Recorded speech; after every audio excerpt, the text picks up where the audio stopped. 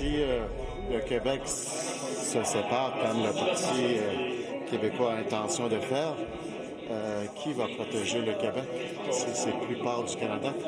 Donc, ça va faciliter la tâche pour que Donald Trump vienne avec son armée, avec sa gang, de venir prendre le contrôle du Québec. Je la réentends dire C'est la deuxième fois aujourd'hui, là, je suis pas capable. Mais on dirait que quand il parlait, il se croyait pas lui-même. Ça, c'était tellement pas fluide. Il était comme, oui, le Québec sera comme pas, puis ils vont arriver avec l'invasion.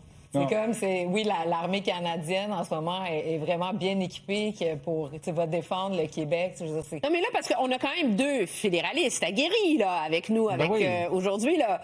Toi, vous deux, l'argument de la menace trumpiste et d'une invasion américaine advenant la souveraineté.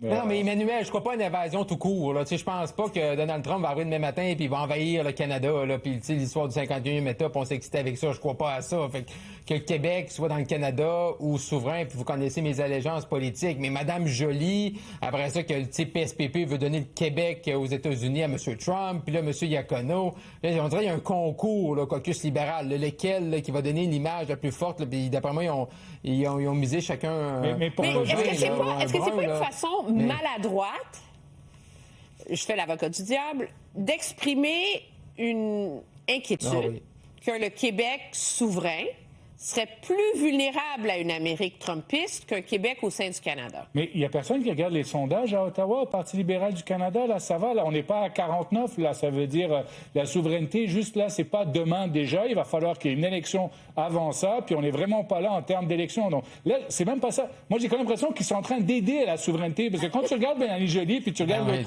l'autre tata là, de Iacono, je te dis qu'on a envie de se séparer. Là, sérieusement, quand tu regardes. Non, mais moi, je suis fédéraliste. J'y crois au Canada, mais je n'y crois pas à ces deux-là. Là. C'est pas eux qui vont me défendre contre Trump. Ils me défendent pas contre Trump aujourd'hui. Ils vont pas me défendre contre Trump demain non plus. Là. Voilà, c'est vraiment le bon argument. C'est que et les libéraux ont joué beaucoup sur la peur à l'occasion de la dernière élection fédérale. Là. Donc, grâce à eux, on allait sauver Donald Trump, on n'allait pas avoir de tarifs. Les libéraux étaient les seuls capables. Et évidemment, les conservateurs de Pierre Poilievre, non, ils n'allaient pas du tout. Mais finalement, ça n'a rien donné. Est-ce qu'on se rend compte que ce soit un ou l'autre, peu importe, Donald Trump, il va faire ce qu'il veut. Et Donald Trump, je veux dire, premièrement, d'une part, c'est pas un président guerrier. C'est une de ses grandes fiertés, par ailleurs. Sauf si c'est au Venezuela, là. Je comprends. Mais sauf que c'est quand même une de ses grandes fiertés de ne pas vouloir être guerrier et amener la paix, d'une part. Deuxièmement, si les Américains veulent envahir le Canada ou le Québec ou peu importe, je veux dire, en 3 secondes d'écart, là, il se passe plus rien. Je veux dire, donc là, Iacono, il nous dit, on va être là, le Canada, pour protéger le Québec. Mais voyons, avec nos 3 chars d'assaut rouillés et notre sous-marin. Je veux juste montrer la réaction de Alex Boissonneau, le député du Parti québécois, qui dit « La semaine dernière, on craignait les Russes, ça c'est la CAQ, hein. Dimanche, on brandissait l'instabilité économique.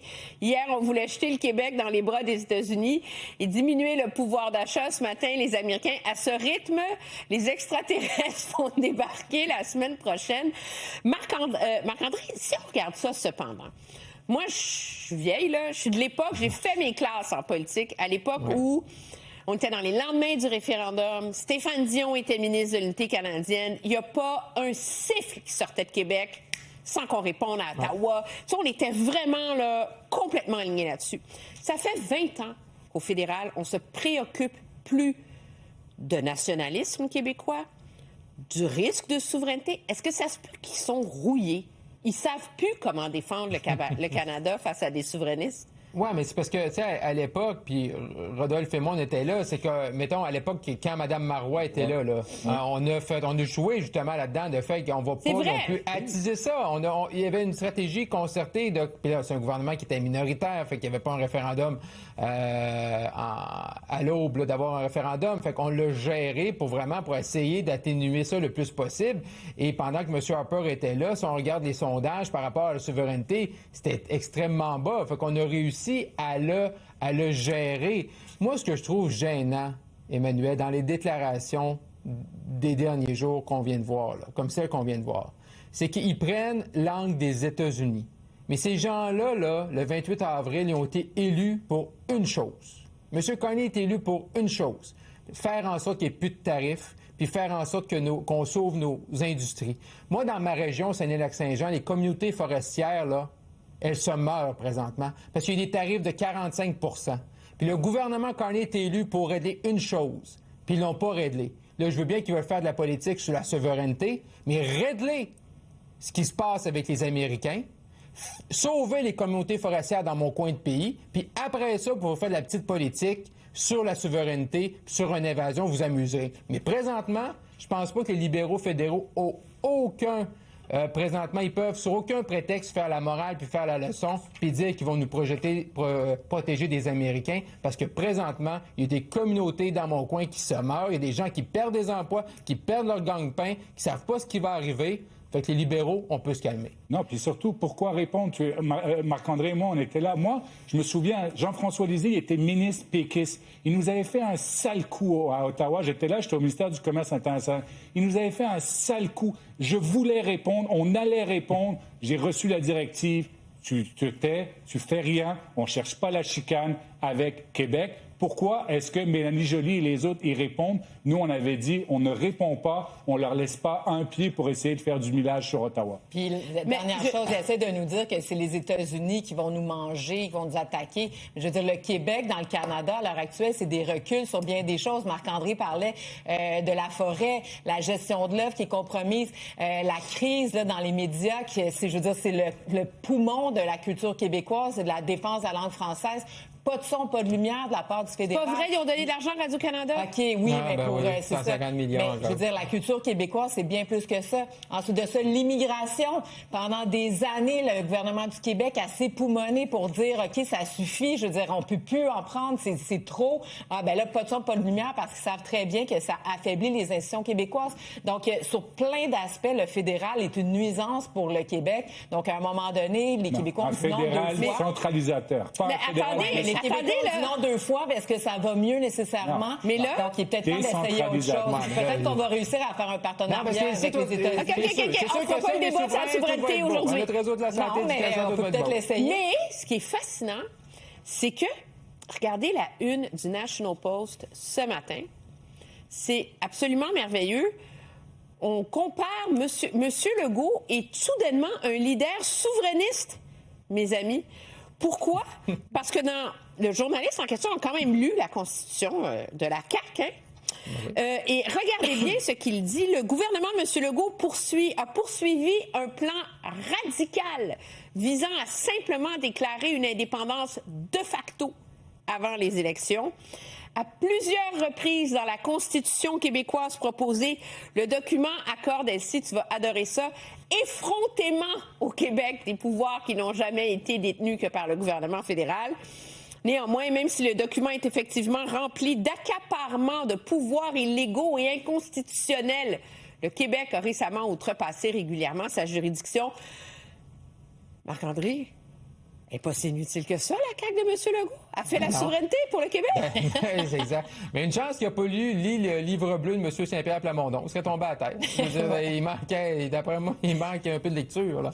Mais blague à part, Rodolphe, pour la CAQ qui veut convaincre qu'il y a vraiment des avancées nationalistes dans cette Constitution-là, pour une rare fois, il peut envoyer une boîte de chocolat en remerciement au National Post. Oui, parce qu'on se souvient que le ministre, M. Simon-Jean Barrette, avait dû avouer qu'on lui avait posé la question que la Constitution québécoise dépendait de la Constitution canadienne. Ça veut dire qu'il avait dû l'avouer. Là, il peut dire, regardez, le National Post dit qu'on a vraiment fait un signe d'affirmation, que le fameux nationalisme québécois fonctionne. Mais bon, on va gagner un cycle médiatique, peut-être. Puis peut-être que c'est une mauvaise traduction de ChatGPT, là, que, tu sais, il y a peut-être un manque de nuances, mais... Non, c'est moi qui l'ai vérifié, là. Ah bon. Donc, clairement que la Constitution, je pense qu'elle apporte des éléments hyper intéressants. Moi, je suis quand même assez favorable à cette affirmation-là du Québec. Puis tant mieux si ça les fait shaker un peu. Mais parce que ce que je remarquais, puisque cet article-là m'a rappelé, c'est à quel point, dans une autre époque, une telle démarche de Québec aurait suscité immense réaction à Ottawa. Là, Marc-André, indifférence totale, là. Oui, mais tu sais, à Ottawa, on fait attention présentement parce que oui, il y a ce qui se passe ici au Québec, mais également en Alberta, là, avec Daniel Smith, avec le Parti républicain de l'Alberta. Tu sais, le Canada, là, va... Je crois au Canada, mais le Canada va devoir amener s'asseoir, puis je sais que personne ne veut faire ça pour ouvrir la Constitution, là, mais si on ne fait pas un travail à l'interne sur comment ça se passe dans le Canada va exploser, puis c'est peut-être pas le Québec qui va partir en premier, là. Donc, il y a un risque également. Est-ce que les politiciens auront ce courage-là? Je suis pas convaincu. Peut-être pour ça qu'on va trouver une façon d'y donner son pipeline.